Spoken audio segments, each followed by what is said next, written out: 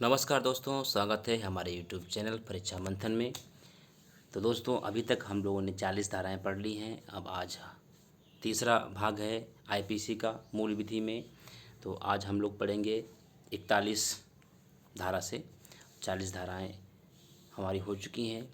I hope आप लोगों ने मेरे वीडियो देखे होंगे। तो शुरू करते हैं। धारा 41। धारा 41 कहती है विशेष विधि। विशेष विधि।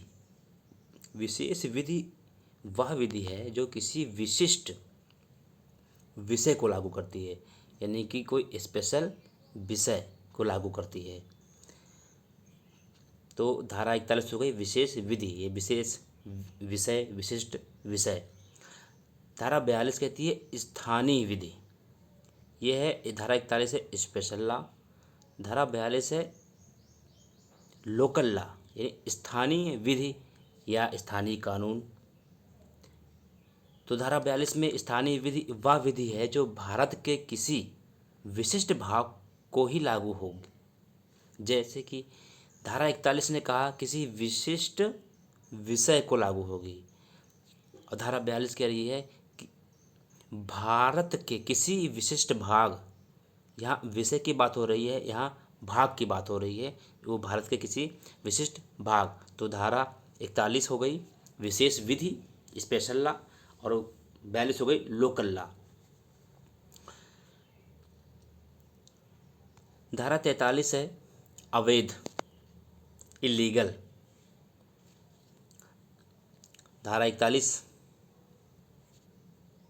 स्पेशल लॉ, धारा 42 लोकल लॉ, और धारा 43 है इलीगल, अवैध।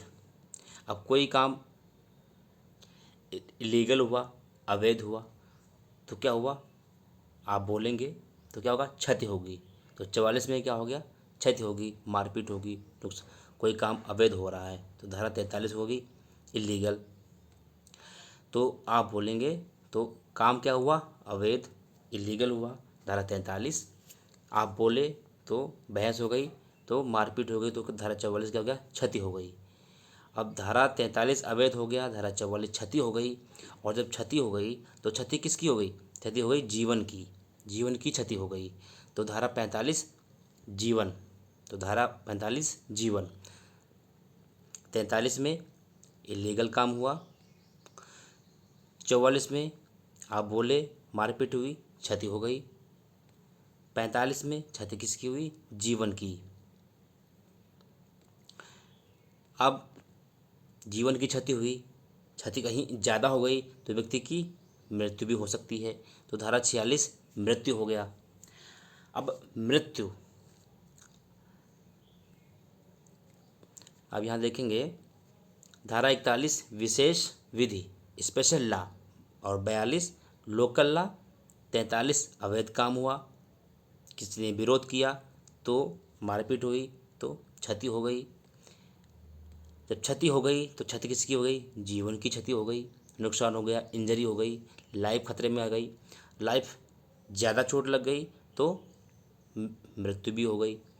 और जब मृत्यु हो गई, अब यहाँ मृत्यु यानी कि 43 से अवैध, 44 से क्षति, 45 जीवन। 43 अवैध काम हुआ, 44 आपने विरोध किया, क्षति हो गई। क्षति किसकी हो गई, जीवन की, धारा 45। और जीवन ज़्यादा क्षति हो गई तो मृत्यु हो गई, तो धारा 46। अब धारा 47, धारा 47 देखेंगे। यहाँ 46 मृत्यु है, तो ये लास्ट का जो ऊ का मात्रा है वो जंतु, तो इससे कहेंगे जीव जंतु। धारा 47 में जंतु आ गया। और धारा 48 इस जो जे है, जा है, ये इसको जलयान कर लेंगे। तो 46 से मृत्यु, मृत्यु ऊ से जंतु, तो जीव जंतु हो गया। धारा 47 जीव जंतु हो गया, और 48 जीव है तो जलयान हो गया। तो 46 से ही जीव जंतु, और जीव जंतु से जलयान। तो 46 मृत्यु हो गया, 47 जीव जंतु, 48 जलयान, और 49 वर्ष और मास। 49 हो गया वर्ष और मास। और धारा 50 में धारा के बारे में बताया गया है। धारा 51 शपथ हो गई। जब आप लोग दरोगा बनेंगे तो एक पासिंग आउट होती है, तो वहाँ पे शपथ दिलाई जाती है जिसे कसम परेड कहते हैं। तो ये धारा 51 शपथ हो गई। बताया भी है कि जिसके किसी लोक सेवक, यहाँ से देखेंगे, किसी लोक सेवक के समक्ष किया जाना या न्यायालय में या अन्य सबूत के प्रयोजन के लिए उपयोग किया जाना विधि द्वारा अपेक्षित या प्राधिकृत हो, शपथ शब्द के अंतर्गत आती है।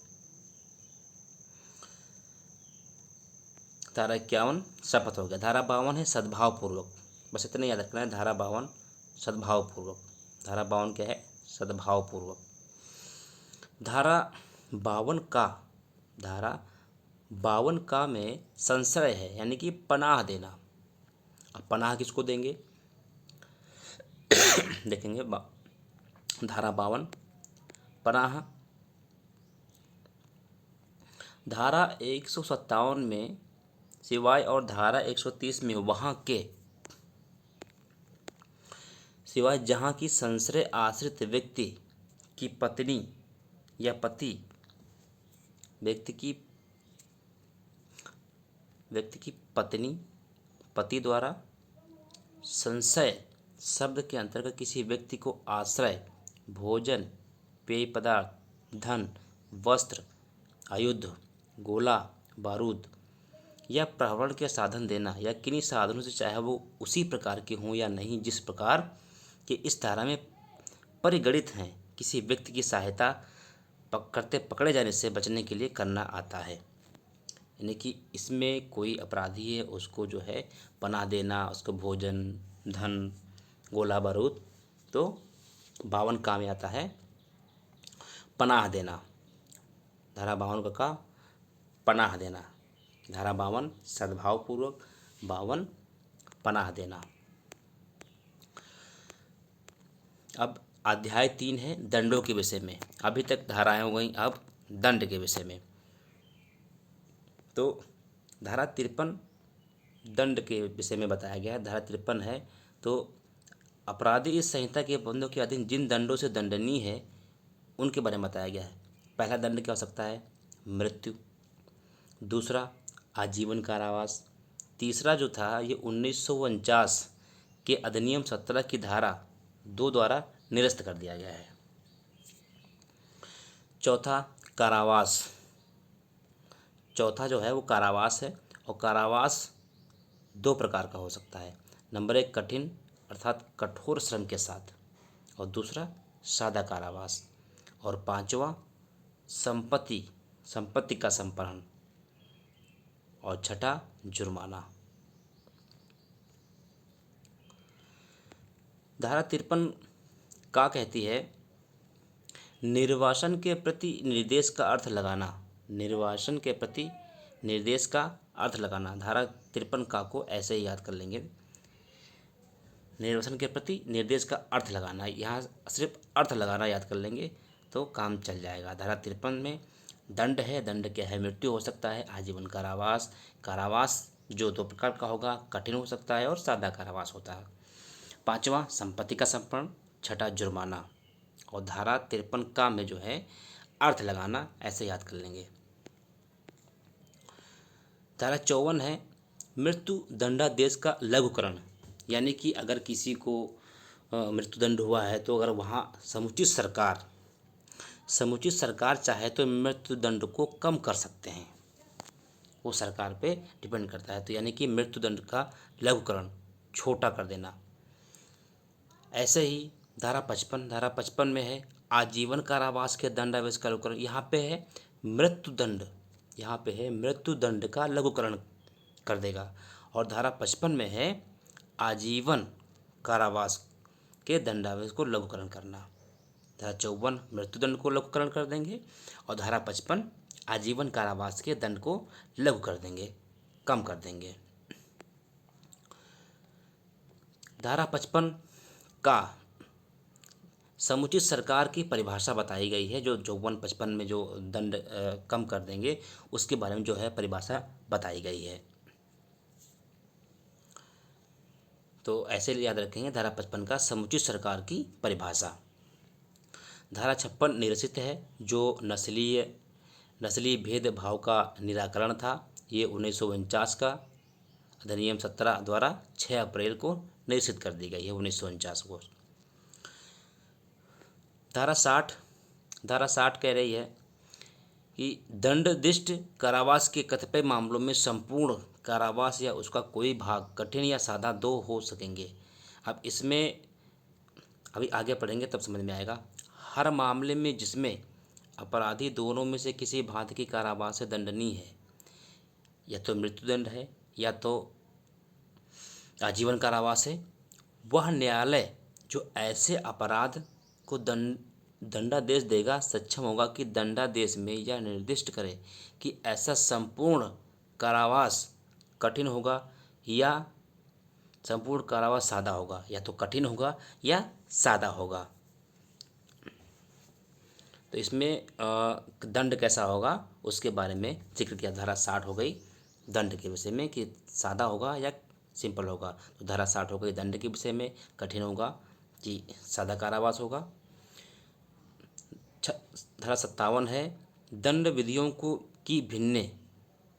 धारा 57 जो है दंड विधियों के भिन्न है। जैसे कि धारा 57 छूट गई थी, जिसकी गणना दंड विधियों की भिन्नों की गणना करने में आजीवन कारावास को 20 वर्ष के कारावास के तुल्य गिना जाएगा।